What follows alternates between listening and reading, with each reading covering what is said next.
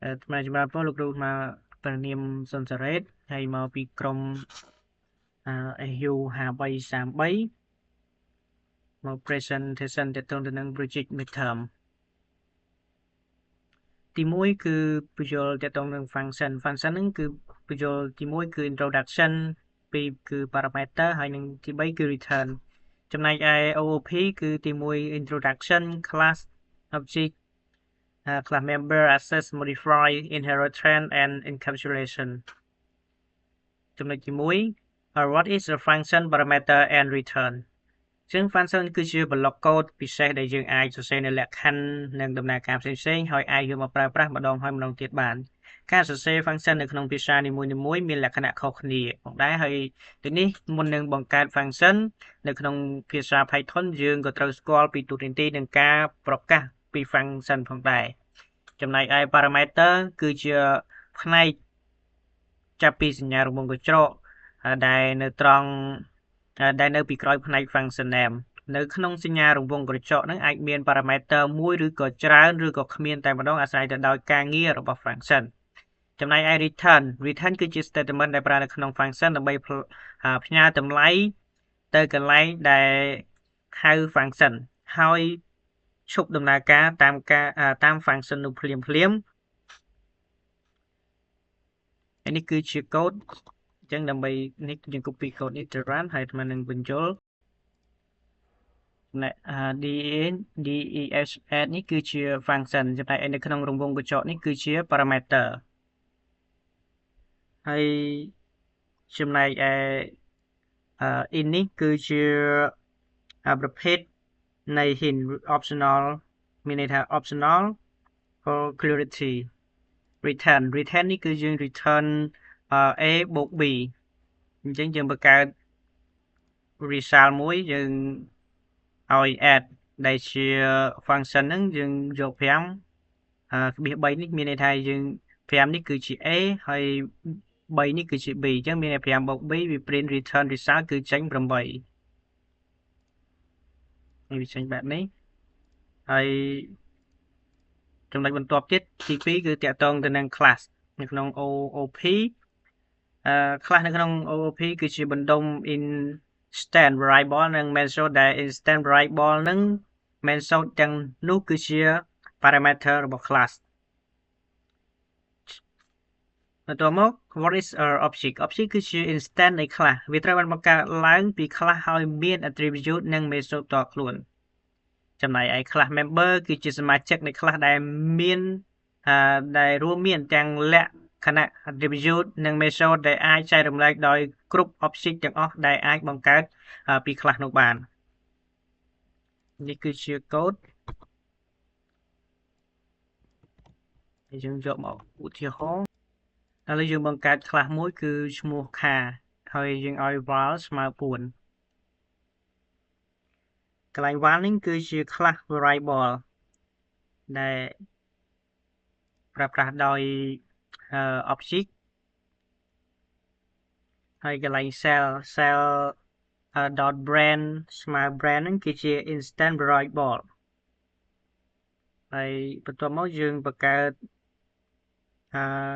method class member ហើយយើង return this car is cell ហ្នឹងគឺយើងមានតុកតាហើយ color cell color ហ្នឹងគឺ red ហើយ cell brand មានឈ្មោះ Toyota ដែលយើងបង្កើតជា class object ហើយយើង print car មួយ description ហ្នឹងគឺមានន័យយើង output this car is a red Toyota with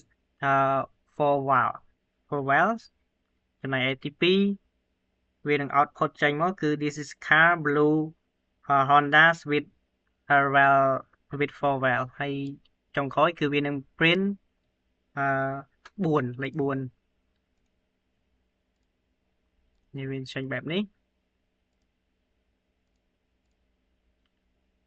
ចំណុចបន្ទាប់ទាក់ទងទៅនឹង access modifier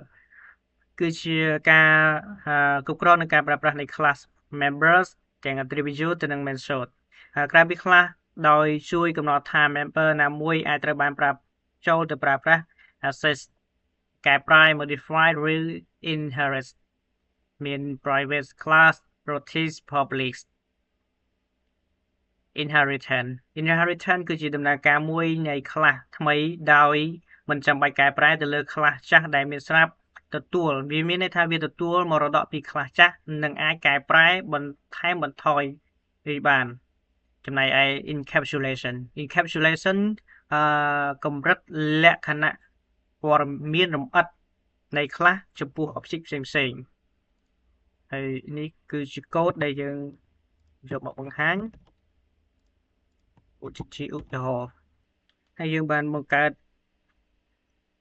ខ្លះមួយដែលមានឈ្មោះថា class person ហើយ share name ស្មើ name នេះគឺជា public attribute ចំណែកឯ cell underscore age ស្មើ age នេះគឺជា protect attribute ចំណែកឯ cell salary ស្មើ 5000 នេះគឺជា private attribute ចឹងយើង display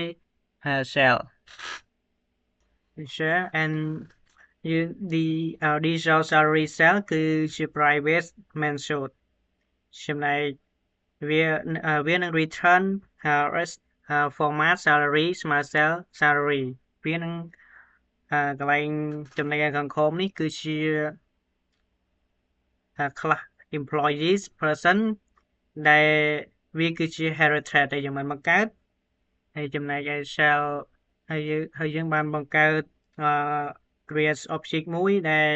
emp ស្មើ employee ហើយ name មានឈ្មោះសុភាយើងឲ្យឈ្មោះសុភាហើយអាយុ30ហើយ position គឺ developer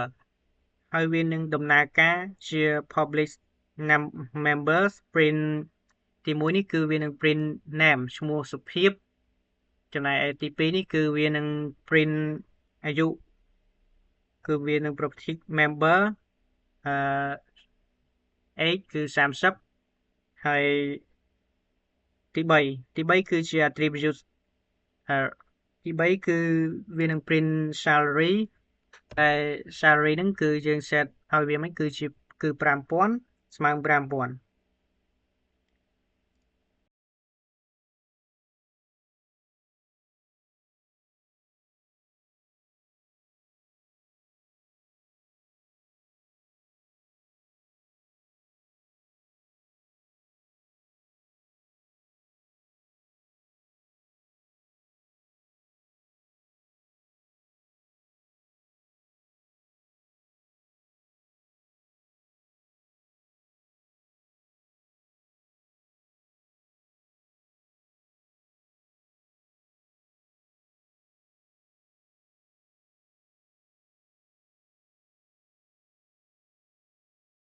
ចំណែកឯកន្លែង display នេះ display នេះវានឹងយក name សុភាព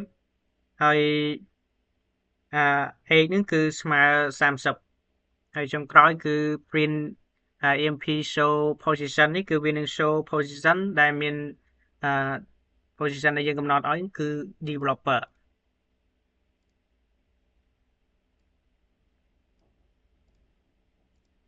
ជាងតកតងទៅនឹង project midterm គឺ